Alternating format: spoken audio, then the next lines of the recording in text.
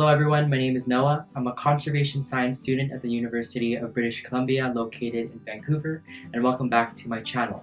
Today I want to do a short, quick video, under 10 minutes hopefully, of me trying to save my Rhaphidophora Tetrasperma from root rot. I could tell that I overwatered it a couple days ago and the pot is still heavy. I also noticed that some of the newer leaves have turned a little bit yellow on the tips, so that's also another indicator that there is some stress in the roots due to overwatering. So let's just get right into the repotting.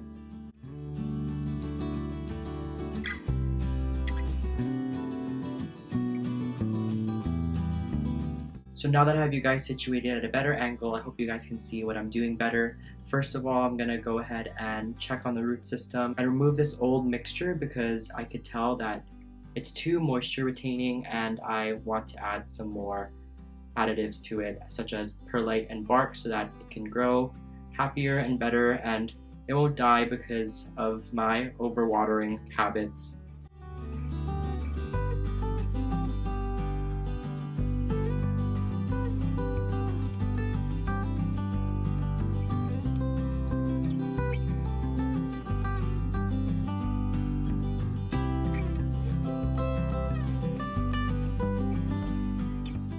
So I know that it's the middle of winter in a sense because it's January right now, and in my hemisphere, which is the Pacific Northwest, it's pretty cold over here, but I was gonna wait until spring to repot this guy, but I really can't wait after I noticed that yellowing of the leaves, and I saw on my plant group that everyone was kind of killing their plants because of overwatering, especially the Rhaphidophora Tetrasperma.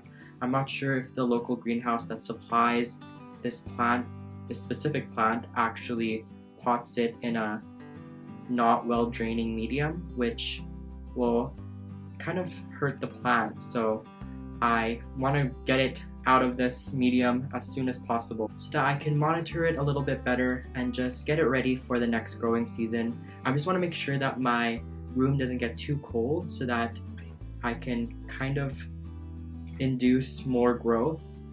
And right now I can see some rotted roots, which kind of upsets me, but on the outer layer I can see some roots that are still white and viable, so we'll see how this goes. So it's potted in just regular peat, which is not a bad mixture. My Begonia maculata is actually in just regular peat, but I believe they potted that one a little bit more loosely than this guy. But this guy has a lot of peat stuck into the pot and I don't like that at all. So this is what I'm trying to do to kind of save it.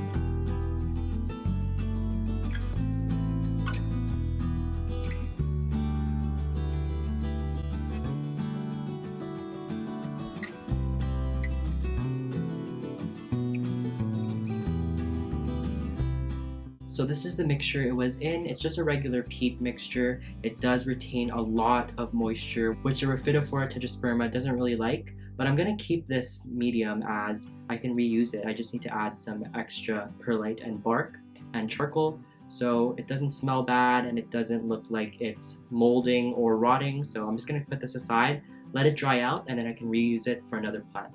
So there is two plants, so you can see the two rhizomes right there in the center. I'm sorry if you can't see it, but I'm gonna try and separate them because I want to stake it up so they can grow upwards, not to the side.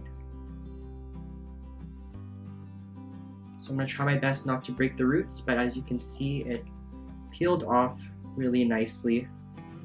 I don't want to rip the roots because I'm working with a smaller root system here because the center of the pot has rotted all of the older roots, so try my best to untangle these roots to the best of my ability without snapping any of them.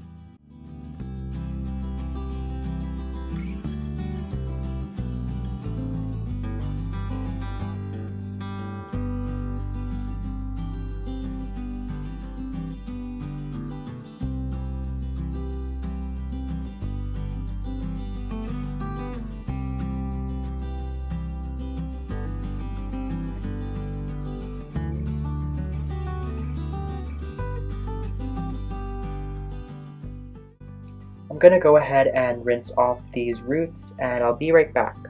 So I gave the roots of my Rhaphidophora Tetrasperma a good rinse, and the roots aren't actually as bad as I thought they'd be.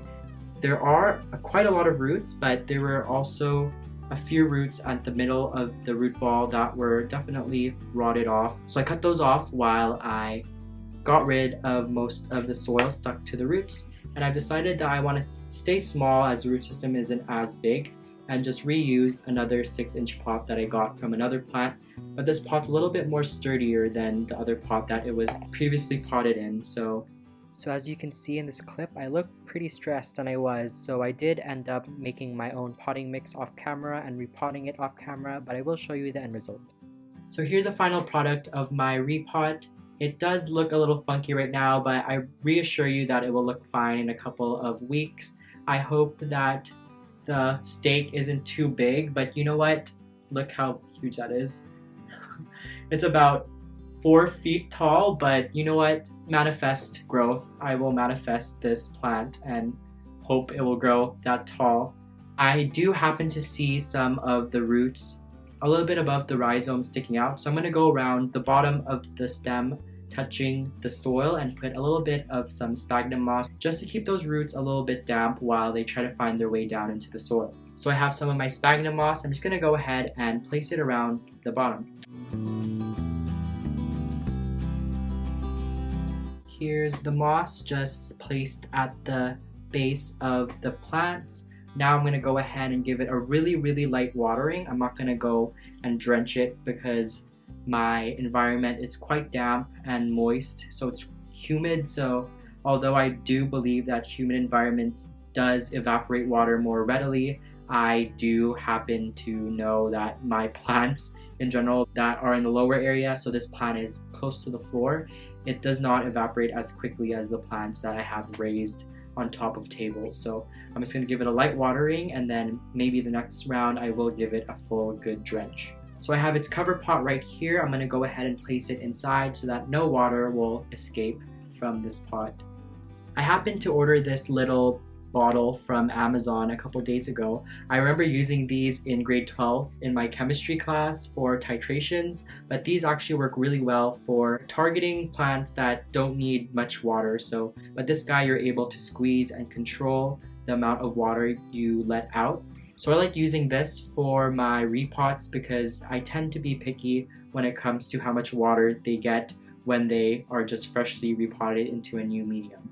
This is some rainwater I've collected over the past few weeks in Vancouver.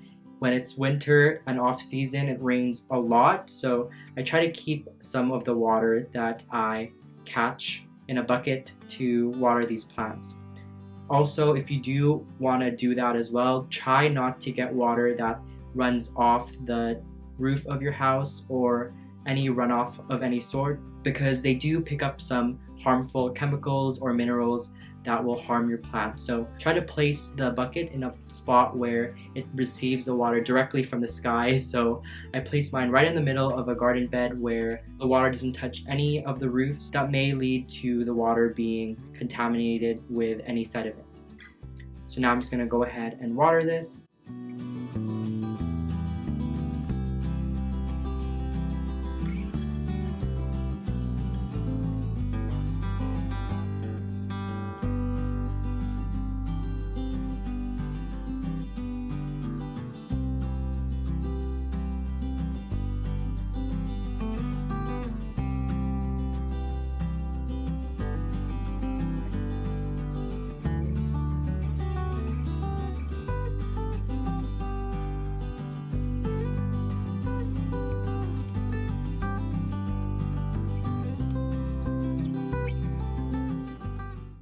Thank you so much for watching my video. I hope you enjoyed it, although it was kind of a short last-minute video. Please give it a thumbs up if you did enjoy it, and please consider subscribing if you haven't already. This community is slowly but surely growing. If you have any questions or suggestions or just want to say hi, just comment them down below and I for sure will answer you back. I love interacting with you guys. It makes me feel like I'm doing something. Anyways, I'm very grateful to have this opportunity to show you guys how I repot my plants and my entire journey in general. I hope to see you in my next video. Take care always. Bye.